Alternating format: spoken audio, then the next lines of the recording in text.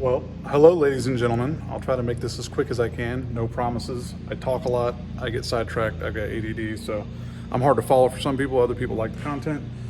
My gun channel is the thing that I focus on. I'm only recently getting back into cars, so trying to get more content for this channel. So, head porting.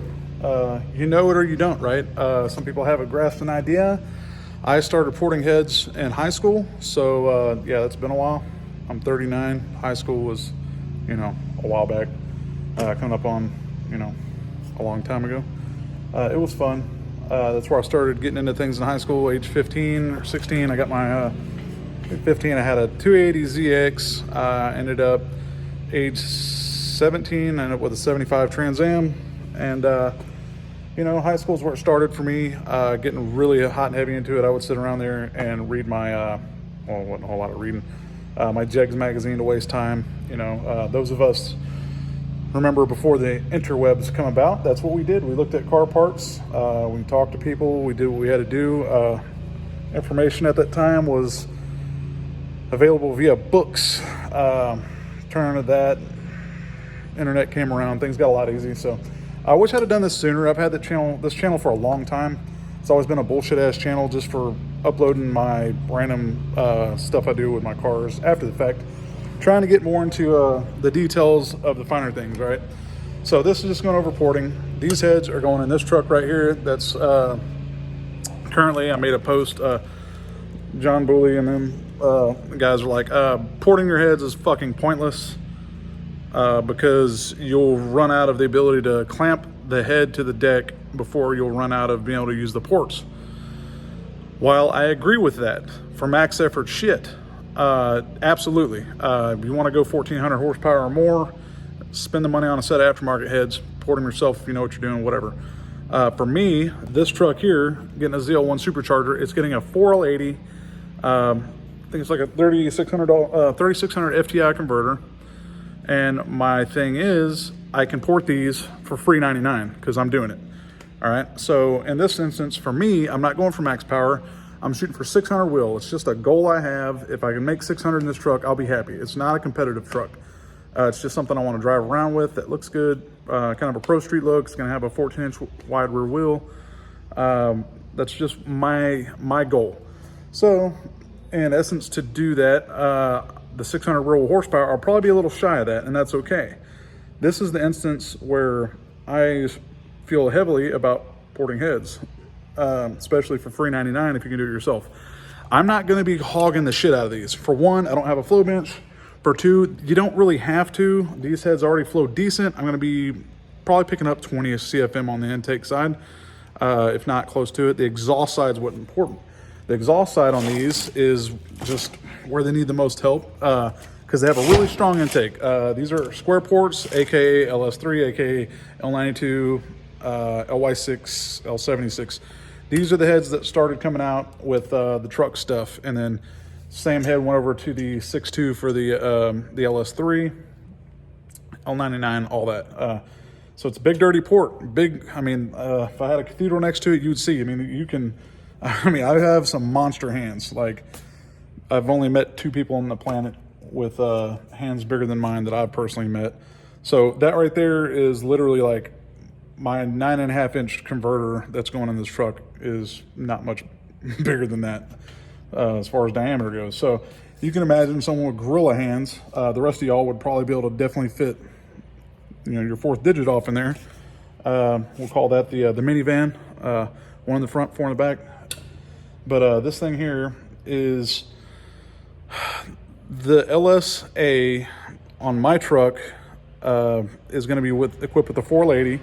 And the problem with that is the 480 and the blower tax itself, and I'm dedicated 93 octane. All right, I'm going to do flex fuel later, and that'll be cool, but I want to be able to hit as close to 600 as I can on pump gas. I'm down here in Texas, some of you guys in places that are not as humid and whatnot. I think some of those guys have broken 600 wheel here and there. Most of them are going 570-ish, right? 570-ish, give or take, depending on the combination, the cam. There's a lot of factors in there. But we'll call 570 rear wheel horsepower. My research has that about average, okay? So I'm gonna take this, clean up the ports here, I'm not going to do shit to the chambers. They're already fairly decent. Sometimes I'll get in here and I'll barely clean this up. I'll just get it to where it's not sharp right there. That's all I do, and that's really just for that section where the combustion chamber is. Don't touch the seats. But overall, how I do this, all right, I'll get in there, I'll clean up the bowl. There's a couple spots I will grind out. These right here, shanks. These are big, angry looking guys. These are for aluminum. They're designed to get in there, do their job when you're doing your shit. They don't get clogged up real easy like the smaller ones. I've started out porting steel heads because I came from the small block world. These are the carbage that I use for that because they are designed more for steel and cast iron than this stuff. Aluminum will clog them up. You have to literally use a pick or something and get it out of the grooves and then get back to it, and that sucks. So that's why I use that. You can get these cartridges. These are going to be my main thing that I use. 60 grit is what a lot of the pros like to use, so I try to get anything around that. These, I think these might be 120. So it takes me longer, but I do get a prettier finish theoretically. Pretty doesn't mean special or fast. A lot of guys will do a rough cut, and that means utilizing the rough carbides like this, and they end up with the rough finish, and it works fine. Flow numbers wise, I don't think there was anything really massive and significant from what I've seen with guys utilizing the cartridge rolls. Most of us do it just for peace of mind. It looks prettier, and we can usually see what things are going on in there with a smoother finish if there's anything we missed. Get into measuring cross section and a lot of stuff to get technical. So if you guys at home want to just do a little bit and do it yourself and pick up that 10, 15 horsepower, maybe more, depending on your head, the engine itself, a lot of factors in that, okay? There's no God-given way to say, I'm going to do this, I'm just going to pick up 25.5 horsepower. It doesn't work that way. Everything that you put into the engine matters. So for this, I use an electric hand grinder. This is probably some Harbor Freight cheap thing. Chicago Electric. I got it online several years ago. It's been good to me. It came with spare brushes. I've never had to swap the brushes out, but I don't port all day all the time. I've used this thing probably 30 or 40 times over the years. It's been great to me. I put it on this. This is one of those router speed controls. I can adjust the speed because that thing, when it turns on, it's running wide open. I don't need that. So I back it off so I can take my time, get in there, see what's going on. It doesn't go hog wild, take out too much shit. This, if you don't have one of these, you can get the cheap one, I think, that clamps on to pull these off, but to put the triples and the doubles on here, you want something like this. This compresses 2 springs at one time. When I tighten this, you see how it bolts into the head. There's also an option that comes with this particular one that this will sit inside of this. So that's how that sits to get this flat, because you can't bolt it straight down to the head. So there's a spacer here, we're going to utilize that. It's a cool little deal. This is like the 3rd or 4th one of these I've owned because I broke one, and sometimes I'll go crazy and order a couple of something, various brands, just to try it because they're not super expensive anyway, and I like to have spare shit and see what works. So cartridge rolls, those carbides, I mean, it's pretty basic shit. I'm going to try to show you what not to get into. There's 1,000 videos online of this. I'm just kind of throwing my 2 cents in there for guys to see, okay, I shouldn't be scared if I want to go light. When I get into taking the valves out and get into that, I'll show you the undercut. You really, really, really need to avoid messing with the throat and whatnot if you don't know what you're doing, because you can actually harm flow. The back cut of the seats and everything, if you get in there and mess with that shit, your flow will increase at like an insane lift number that you're never going to touch, like, 8, 9, 1 inch lift. That's where it'll work. We don't use that. Nobody uses that, especially a street LS, which is what this is. Don't need it. So my hope is boost modifies everything. So if you're running a half atmosphere, which is 14.7, that's 1 bar, so call it 15 psi. If I'm running 8, which would be 16 if you doubled it, that's a half atmosphere. So if I put these on a motor and it's making 500 horsepower, theoretically that should give me 250 more horsepower. Turbocharger, absolutely it would. My issue is I'm running a blower. A blower is crank driven, so it's going to tax that ass. Whatever power that thing's making, it's going to utilize X amount of power to circulate, to spin over that blower. All right, that's just the law of the land.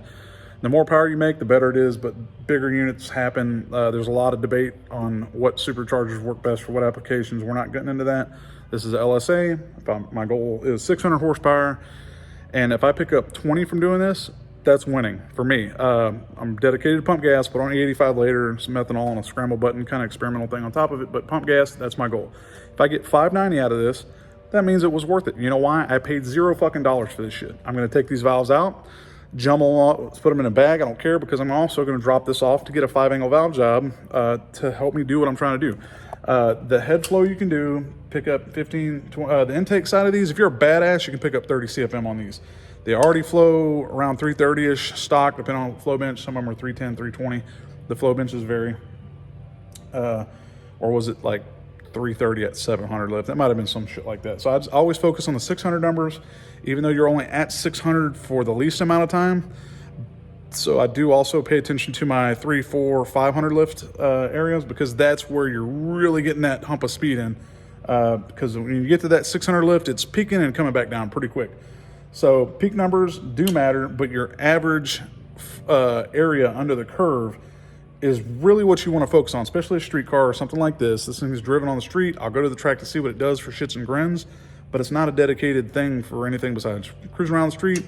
If I'm rolling down the road and somebody wants to try to play, I will fucking drag their ass if they ain't expecting it. If there's some shit that's making, 300, 400 real horsepower, that truck's like 3,900 pounds, probably be like 4,000, that heavy ass blower on it. But that's my goal. So goal oriented. If you're doing max effort, I know a lot of guys want to budget it out. You see guys doing 1,000 horsepower LS stuff. I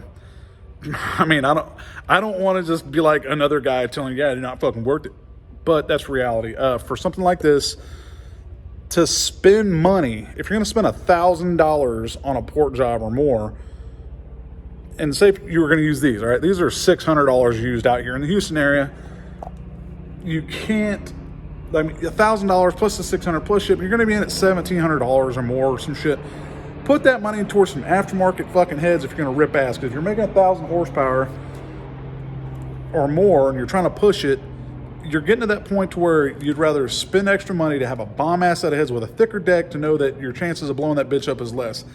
Downside to that, who wants to put a bomb ass set of $2,000 fucking heads on a junkyard short block pushing that hard? Because if that bitch lets go, you're probably fixing to be out a $2,000 set of fucking heads. So, that's where you start going, well, I was going to do this. Now my plans change. I want to do a stock bottom end, stock long block. But here we are. So you have to make that decision. It's pretty common for people to change their minds. I'm guilty of it. I usually don't go too extreme. I don't usually go like, I'm going to put a Chevrolet 6-liter in this and change my mind, go to a Ford. But this one, I was going to do a single turbo. And I decided, you know what? I don't want to spend the downtime fabricating the hot side and the cold side. It's going to eat up a lot of time. I want to switch this out as quick as I can. For shits and grins, I still need heat exchanger, pump, bracket, reservoir. Everything else is either here or on the way. So with that being said, I took that route to save myself time. Turbo, you're going to get more power out of it. So this overall end goal here for me, it's obvious now for anybody that wants to know. A lot of people have been like, why it doesn't matter, how you do it. Because John Booley said, and like I said, John Booley's right. John Booley's really fucking good at what he does. My application, yeah, it's worth it. I'm not spending any money out of pocket. And I guarantee you, if I was doing max effort shit, I've really, as much as I like these heads, if I was going for 1,000 wheel, I would probably use them. I don't know if I'd give a shit to port them. Say if I already had a set with valve springs on them, I wouldn't give a shit. This, I'm pulling the valve springs. I'm gonna leave the valves out, have the valve job done. They can put that shit back in. So if you don't, the reason I get to that is if you're not gonna do a valve job, pull these out and mark them, put them in a tray and mark which one's which so they can go back in the respective ports so your fucking valve seat's correct. You can even lap them down for peace of mind and all that shit if you like. Otherwise, you have to figure that out on your own. And when you pull the valves out, you can check, make sure they're not cracked and everything like that. And even when you drop them off the machine shop, it would be unfortunate to do all this port work because it takes, some hours. It's not a 5-minute job here. You do that, drop it off, and they tell you, oh, it's fucked up. Well, you know, now you waste a lot of time, but at least you didn't spend any money on the shit, right? So I like to use a piece of cardboard. That way while I'm flipping this thing around and messing with shit, I'm not fucking with my deck, causing any more damage that might already be there, because these were pulled off by the previous guy that had the engine. He never used the block or the heads. It was some shit he got, and I bought it for him $1,200 for a long block L76. So I've got an aluminum 6-liter, unfortunately disc pistons. That's fine, blower will make up for that shit. But it's got the square ports. That's what I wanted. $1,200 is a good deal to me. I've seen some guys make some steals, and other places they're telling me you can't touch an engine like this for less than $3,500 fucking dollars. I feel bad for those guys, because it takes away the core and the heart of what makes LS swapping a ton of fucking fun. Is it's cost effective, man. If you can get a junkyard LY6, I've picked up $1,600, something like that. It's been the most I've ever spent on one. That right there, throw a cam in it, square ports, converted to a carb style intake with a throttle by. I think probably making 540 horsepower at the flywheel. You got to spend more money to do that with any other pushrod engine. That's just life. I mean, unless you get smoking deals on parts and use shit, but these, they don't need shit. There's, for some reason, Ford guys that don't believe it. You can Google it all day, and somehow the Ford guys, because they hate Chevy so much, are like, there ain't no way possible you're making that kind of power. One dude was arguing me, telling me I didn't make 360 to the tire with my Mustang using that 6-liter.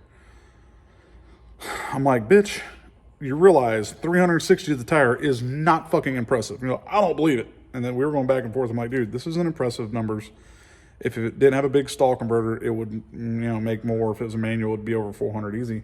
But dyno numbers are for tuning. So like that, if it doesn't hit 600 wheel, no big deal. I'm just trying to get as close as I can. If I exceed that, excellent. Downside is I had John Dooley spec me a cam, and its intake was identical. Exhaust, my exhaust had 3 more degrees on my spec, and I was tightening the lobe separation. Because in the end of everything for me, I didn't give a shit about being a positive displacement blower, because they still make fucking power. So I just went with God, paid him to spec a cam just for shits and grins.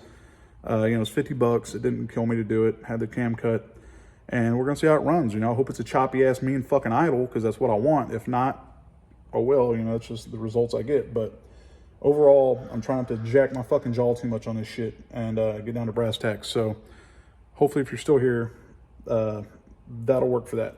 I'm gonna probably leave this as this part, and then I'll probably make another part and upload that with the actual port work itself, because it's already getting into 18 minutes. So I'll cut now, and next video will be over the details of what things look like. I'll have the light in there, show you what I'm doing, what to stay away from. Like I said, there's other videos covering this, but if you're like me, I'll research something and I'll go through every fucking video I can find and try to look for useful shit that I like or what applies to me. LS is popular, here it is. Porting is popular. So shit that I should have done years of fucking ago would have thousands of views already for people and already have helped them out. But I'm not an expert as well. Remember that? I'm not an expert, not a fucking pro. I'm just good at jacking my jaw, having fun, throwing things together. And my engines don't blow up. I've never pushed anything to 1,000 horsepower yet. But I don't have to, because they're just fun street cars. I'm not out there trying to run the fucking world. So we'll get there though. We'll get there. The Mustang will be probably 1,200 horsepower to the tire on the 85 with a 400-inch stroker and some bomb-ass heads, but that's when I get there. I just haven't had the desire to push that hard until recently, because I've getting older, make more money. I've just got the desire to do more stupid shit and know that it's not going to break me to do it. I also have an issue where I've got that and the Trans Am and the Mustang and my Camaros out there. Like, I have too many fucking projects. If I consolidate it all in one, I got one really bad bitch. I just choose not to. I like my options. So, you know, that's just me. There's plenty of people like me out there that don't care to try to beat everybody in the world, because at the end of the day, I sleep fine knowing that I'm not out there breaking my shit trying to fucking beat people that really don't fucking matter. I have a lot of hobbies, so there's no reason to build a car and then let it sit forever when I get burnt out. All this shit in here has been sitting for 2 fucking years while I took a break. So there's 20 minutes of me jacking my jaw, a little bit of my history, how I do things and whatnot, and let me take these apart, and there will be a fucking part 2 for this shit.